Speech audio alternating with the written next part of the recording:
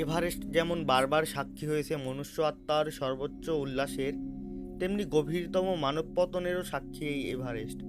গত বেশ কিছু বছর ধরে এভারেস্টের পথে মৃতদেহগুলির অবস্থা ধীরে ধীরে পরিবর্তিত হচ্ছে। এখনও পর্বতারোহীগণ পর্বতারোহণকালে দেখা পান 50 কিংবা 70 বছর আগে যারা মারা গিয়েছিলেন তাদের জমাট বাঁধা মৃতদেহের।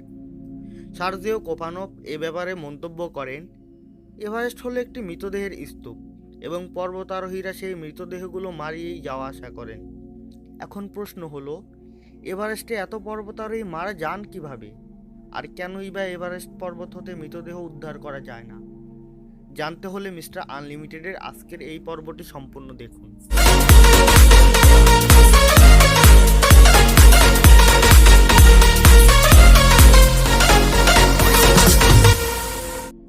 গ্রহের সর্বোচ্চ বিন্দু এভারেস্ট হলো পৃথিবীর একমাত্র স্থান যেখানে মানুষ কোনো রকম অনুভূতি ছাড়াই মরদেহ ফেলে রেখে আসে।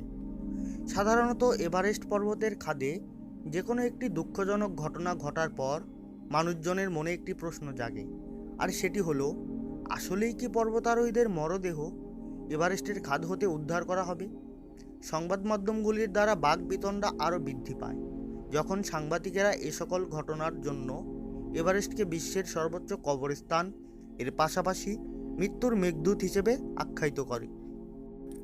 1922 সাল হতে 2021 সাল পর্যন্ত এভারেস্ট পর্বতের খাদে প্রায় 305 জন মৃত্যুবরণ করেছেন। সম্ভবত সর্বপ্রথম মৃত্যুটি 1924 সালে নিরুদ্দেশ হওয়া দুই ইংরেজ পর্বতারোহী জর্জ ম্যালোরি ও অ্যান্ড্রু অরভিন এদের সঙ্গে সম্পর্কিত। দুর্ঘটনাবশত 1999 সালে জর্জ ম্যালোরির দেহটি পাওয়া গেলেও অরভিনের দেহটির কোনো খোঁজ এখনও পর্যন্ত পাওয়া যায়নি। ভাবুন তো, 1924 সালে যিনি মারা গেছেন তার দেহ উদ্ধার করা হয়েছে 1999 সালে, অর্থাৎ 75 বছর পরে। নেপালি কিংবদন্তি অনুসারে নেপালিরা মনে করেন চোমো লাংমা বা পর্বতমাতা তার সন্তানদের নিজেদের নিকট নিয়ে গেছেন, যাদের 1/3 হলেন শেরপা জনগোষ্ঠী। উল্লেখ্য যে 1922 সাল থেকে শেরপাদের মৃত্যু গণনা শুরু হয়। পরিসংখ্যান অনুযায়ী ইরাক যুদ্ধের প্রথম 4 বছরে একজন পদাতিক সৈন্যের যে পরিমাণ মৃত্যু ঝুঁকি ছিল তার থেকেও 3.5 গুণ বেশি মৃত্যু ঝুঁকি থাকে এই শেরপাদের। এখন প্রশ্ন হলো, কিভাবে মারা যান পর্বতারোহীগণ? কী বা তাদের মৃত্যুর রহস্য? হিমবাহ ও অতি উচ্চতায় সংঘটিত প্রাণঘাতী দুর্ঘটনার কারণেই সাধারণত এভারেস্টে মানুষ মৃত্যুবরণ করেন। 2021 সাল পর্যন্ত 305 জন এভারেস্টের খাদে পড়ে মারা যান। দুর্ভাগ্যবশত সংখ্যাটি আরও বৃদ্ধি পাবে।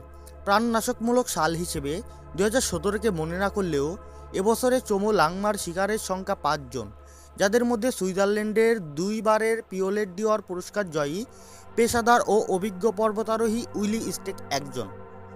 পর্বতারোহীরা 8000 মিটারের উপরের এলাকাকে বলেন রেড জোন বা মৃত্যু অঞ্চল।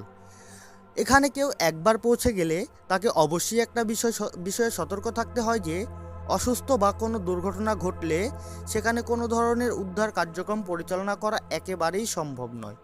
রেড জোন শব্দটি সর্বপ্রথম ব্যবহার করেছিলেন 1952 সালের সুইস অভিযানের প্রধান এডওয়ার্ড উইসডুনান। 8000 মিটারের উপরের উচ্চতায় বায়ুমণ্ডলীয় চাপ 35.6 কিলো প্যাসকেল এরও কম থাকে। পারদ উচ্চতায় যা 267 মিলিমিটার। এখানে বাতাসে যে পরিমাণ অক্সিজেন থাকে তাতে জীবনধারণ একেবারেই অসম্ভব। উল্লেখ্য যে 50 থেকে 100 মিটার উচ্চতায় মধ্য ইউরোপীয় সমভূমিতে বায়ুমণ্ডলীয় চাপ হলো 100 কিলো পাস্কেল, যা পারদ উচ্চতায় 760 মিলিমিটার। পৃথিবীর সর্বোচ্চ উচ্চতায় পর্বতারোহীদের অবস্থা বোঝার জন্য হয় নিজেকে উড়োজাহাজের পাখার উপর কল্পনা করুন, অথবা সাধারণের তুলনায় 3 গুণ কম শ্বাস প্রশ্বাস গ্রহণ করুন। এটি আপনাকে একটু হলেও অনুধাবন করতে সাহায্য করবে যে পর্বতারোহীরা পৃথিবীর সর্বোচ্চ চূড়ায় কেমন অস্বস্তি অনুভব করে থাকেন। এমন অবস্থায় তাদেরকে 20 ডিগ্রি সেলসিয়াস থেকে -40 ডিগ্রি সেলসিয়াস তাপমাত্রার জটিল সব ভূখণ্ড যেমন উলম্ব পাথুরে এলাকা পার হয়ে যেতে হয়। 8000 মিটার উপরের উচ্চতায় একজন মানুষ খুব কমই নিজেকে নিজে বহন করতে পারেন। অত্র এলাকায় একজন প্রশিক্ষিত অ্যাথলেট বা গাইড 10 কিলোগ্রাম ওজনের ব্যাকপ্যাকে অক্সিজেনের সিলিন্ডার সহ অন্যান্য প্রয়োজনীয় জিনিসপত্র রাখেন। এ সকল উপকরণ সহ যে কোনো মিনিটে গড়ে বড় জোর 1 বা 2 পা এগোতে পারবেন। যদি আমরা একটি তাৎক্ষণিক উদ্ধার অভিযানের কথা না বলি, তাহলে এটা অসম্ভব বলে মনে হবে। এমন পরিস্থিতিতে একজন মানুষ কিভাবে অন্য একজন মানুষকে তুলে নিয়ে বা টেনে নিয়ে যেতে পারেন? বিশেষত সকল উপকরণ সহ একজন পর্বতারোহীর ওজন 70 থেকে 100 কিলোগ্রাম হয়ে থাকে। এভারেস্টে বাতাসের তীব্রতা হলো 78 মিটার পার সেকেন্ড, অর্থাৎ ঘন্টায় 175 মাইল। যেখানে একটি পঞ্চম গ্রেডের হারিকেনের বাতাসের তীব্রতা 70 মিটার পার সেকেন্ড, অর্থাৎ ঘন্টায় 156 মাইল। এটার ধ্বংসাত্মক ক্ষমতা বর্ণনাতীত।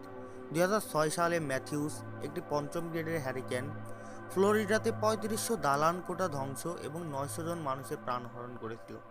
তাহলে ভাবুন, 175 মাইল গতিবেগে যখন বাতাস বইবে তখন আপনার কি অবস্থা হবে। কিন্তু এটা শুধুমাত্র বাতাসের তীব্রতা বা ঠান্ডার ব্যাপার নয়, পাশাপাশি সেখানে রয়েছে ভূমিকম্প, চরম অবস্থায় শরীরবৃত্তীয় কার্যক্রমের ব্যর্থতা, অক্সিজেন সরঞ্জামের কার্যহীনতা, দড়ি ছিঁড়ে যাওয়া, উপকরণ নির্বাচনে ভুল করা সহ আরও অনেক কিছু। এভারেস্ট হতে মৃতদেহসমূহ উদ্ধার করা শুধুই দুরূহ নয়, বরং ব্যাপক কষ্টসাধ্যও বটে। আগেই বলা হয়েছে যে জমে বরফ হয়ে যাওয়া মৃতদেহের ওজন গিয়ে দাঁড়ায় প্রায় 100 কিলোগ্রামের মতো। জমাট হয়ে যাওয়া এই মৃতদেহ যদি পাথরে খাদ হতে পৃথক করা যায়ও, তাহলেও ন্যূনতম 10-15 জন শেরপা মিলে শুধুমাত্র এগুলোকে টানতে টানতে উপর হতে নিচে নামালেই হবে না, বরং তাদেরকে এগুলো নিয়ে বহু খাড়া খাড়া ঢাল বেয়েও নিচে নামতে হবে। আর এই সম্পূর্ণ ব্যবস্থাপনার জন্য শক্ত, মজবুত ও স্থায়ী নির্দিষ্ট রশি ও মই দ্বারা তৈরি একটি রুটের প্রয়োজন, যেখানে প্রচণ্ড ঝুঁকির মধ্য দিয়ে কমপক্ষে 1 ডজন অভিজ্ঞ পর্বতারোহীকে কাজ করতে হবে। আর ভাগ্য যদি খারাপ থাকে তাহলে তাদের অবস্থা ওই সকল নেপালিদের মতো হবে যারা হ্যানোলোরে ইস্কমাজের মৃতদেহ উদ্ধার করতে গিয়ে নিহত হয়েছিলেন। একজন পর্বতারোহীর এভারেস্টে অভিযানে সাধারণত ব্যয় হয়ে থাকে $40,000 থেকে $1 লক্ষ, অর্থাৎ বাংলাদেশি টাকায় প্রায় 1 কোটি টাকা। এটি মাথায় রেখে আপনি মৃতদেহ অপসারণে একটি অভিযানের খরচ হিসাব করতে পারবেন। এর সঙ্গে প্রতি হেলিকপ্টার ট্রিপের খরচ হিসেবে $5,000 থেকে $20,000 যোগ করতে হবে। এটিও মাথায় রাখতে হবে যে হেলিকপ্টার সমূহ 5364 মিটার উচ্চতায় বেস ক্যাম্পের উপরে সাধারণত উড্ডয়ন করে না। উল্লেখ্য যে চীন সরকার তিব্বত অঞ্চল হতে সকল ধরনের উড়োজাহাজ উড্ডয়ন নিষিদ্ধ করেছে। হেলিকপ্টারে 12,000 মিটারের উপর দিয়ে উড্ডয়ন বা চোমলংমার চূড়ায় অবতরণ সহ বেশ কিছু অবিশ্বাস্য ঘটনা রয়েছে যা শুধুমাত্র সাহসিকতার সঙ্গেই তুলনাযোগ্য। নিয়মিতভাবে এগুলোর পুনরাবৃত্তি সম্ভব নয়।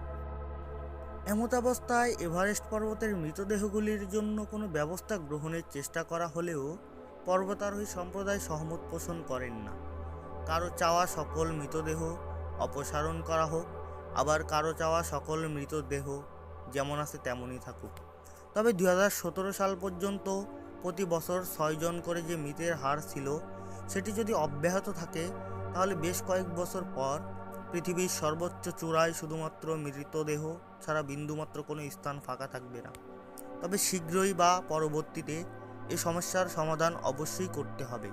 আন্তর্জাতিক পর্বতারোহী সংস্থা হতে অভিজ্ঞরা যদি এই সমস্যা সমাধানের জন্য উদ্যোগী হয়ে ওঠেন তাহলে ব্যাপারটি আরও সহজ হবে। তো আজকের ভিডিওটি কেমন লাগলো কমেন্টস করে জানাতে ভুলবেন না। আপনাদের সকলের সুস্বাস্থ্য কামনা করে আজকের পর্বটি এখানেই শেষ করছি। সবাই সুস্থ থাকবেন, ভালো থাকবেন, খোদা হাফেজ।